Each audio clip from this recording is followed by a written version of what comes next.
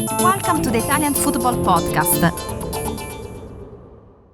Let's move on to another Roma-related issue. Now, this is an issue which has got everyone in Australia talking. It's caused huge controversy in Australia, and it's regards to Cristian Volpato, who's an 18-year-old attacker for Roma, who was born in Australia, then came over to Italy, but born in Australia to parents of Italian descent, Italian parents, and he didn't make it in the Australian youth system. He played for two academy teams in Australia, Western Sydney Wanderers and Sydney FC. They released him, said basically officially he wasn't good enough. He then got a trial with Roma a couple of years ago. They signed him up as a teenager, as a 16-year-old, and he's really flourished. He's really blossomed, and he's been playing for Italy's youth teams. He then progressed into the first team for Roma. He scored in Serie A, didn't he? He scored that key decisive goal a couple of weeks ago. He's been playing he was very important in the turnaround against Ludogorets, which got Roma through to the knockout round of the Europa League. And he really changed the game. Him and Zaniolo at half time was brilliant in that game. And he also came on. He started actually against Sassuolo on Wednesday as well. So this has only really happened in the last few weeks at Roma, that he's become like quite an important part of the first team setup. And so the World Cup squads have been announced this week. We're seeing all the World Cup squads have been announced. Australia announced theirs this week, and so all of a sudden, Australia tried to call Volpato up, and their manager Graham Arnold says that he tried to call, that he spoke to him Volpato three times, and basically Volpato turned down the call, and he put out an Instagram post where he explained his reasons, which I thought were very, very fair. And he basically said that he's 18 years old and he wants to keep his options open. He doesn't want to rush a decision at the age of 18. So I repeat, he was born in Australia, grew up in Australia, but he has Italian parents. Now, what has followed is he has been subjected to an absolute barrage of abuse from Australians, from those in Australia.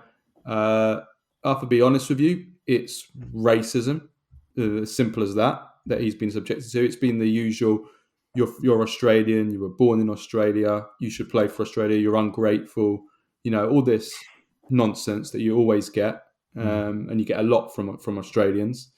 I mean, it's been awful for an 18-year-old, and I think it's disgusting, to be honest with you, for an 18-year-old kid, especially as I know through speaking to people in the know that know him, that this guy was treated very badly as well by the Australian football system. That he was part, as I said, of Western Sydney Wanderers and Sydney FC. Now both threw him out.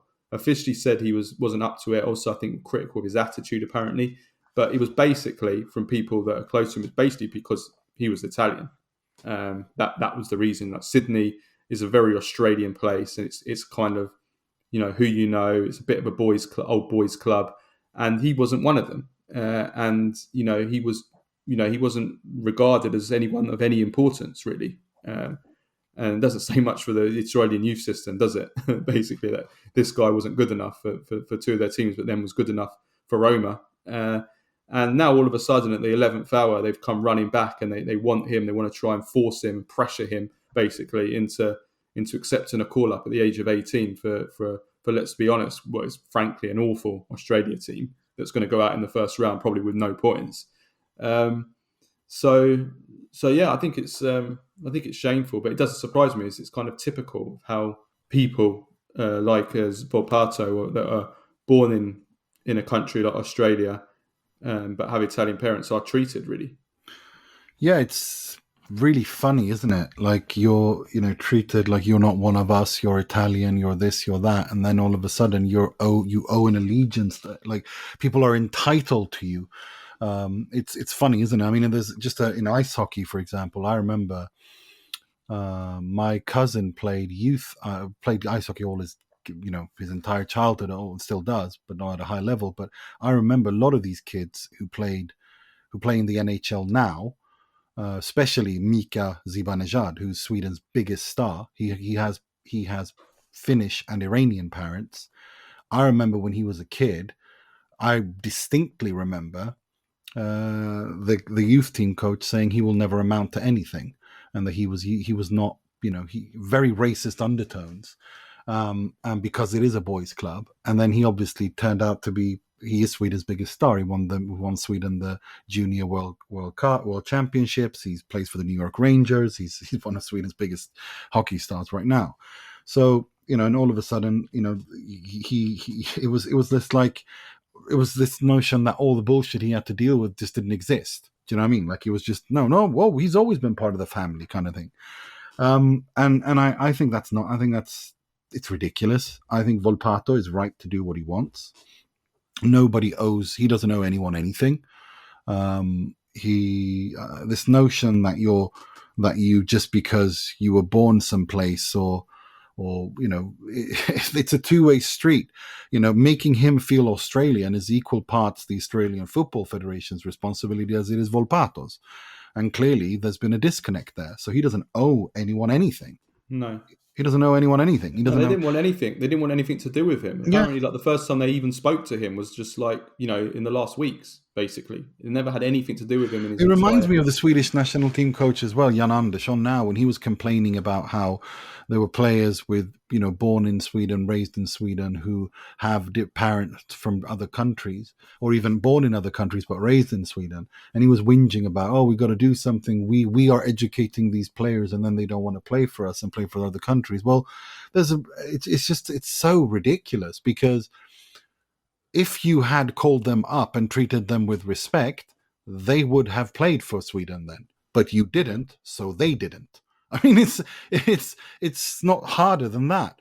And the funny thing with Australia is that I know it's changing a little bit now, but for a lot of Australians, for a long, long time, and still I think to an extent now, a lot of Australians kind of make fun of let's say the Italian immigrants in Australia that have a liking for football. This is just about, I'm just talking about football here. That they look down on football as a game. But then obviously, Australia are in a World Cup, the 4-year fans and all that kind of stuff. And, they're the kind of fans that they don't really give a shit about football. And then as soon as Australia are out of the World Cup, they'll be, they won't even care. They'll stop caring again. And then these are the kind of people and fans who are absolutely laying into Volpato. And it's like, well, you're the kind of fans that are looking down on football. What do you care? And the other thing is, Australia, I don't want to, stereotype all Australians, because it's not all Australians, but there is a problem with xenophobia in Australia. Well, I think we've got it everywhere. Yeah. But in Australia, there is a massive problem with xenophobia. And that, I think that's, Volpato is obviously is seeing that now firsthand. And also there just isn't an understanding. And, this is someone, myself, who was born in England to, Italian parents. My dad was 12 when he came over to England. My mum was actually born here, but both her parents, like my dad's parents, were born and grew up in Italy and came over here. And obviously we're all grateful for everything that the country's given us, the opportunities and all that. But, as anyone that's an immigrant or is, second generation immigrant will tell you, they've all suffered from, I'm sure you have as well. Read Zlatan Ibrahimovic's book. He's the same age as me, but he was born here. I wasn't. We've all got it. We've all got it growing up at school. That the whole kind of, number one, if you're born in the country, you're told, well, I'm told, and I'll be told, oh, you're English. You were born in England. That makes you English. Well, actually, no, it doesn't. It's up to you can't tell someone what they feel. Some people are born in a country, they feel, that's what they are, or their blood is is no, their heritage. I mean, they respect their heritage. Blood and their heritage. That's the thing. I mean, ancestry, the Italian. look, your culture, important. what you're yeah, born but up. that's what I'm saying. If you come from older cultures, especially if you come, I mean, people's culture is important to them, regardless of where they're from, and they would want to marry that with a new culture they're in. And if that new culture cannot accept that, then of course people are going to fall back to what they know best, where their roots are from. It's really not harder than that. Listen to the full show and all other episodes by going to patreon.com/TIFP and become a member for only $2.99 per month.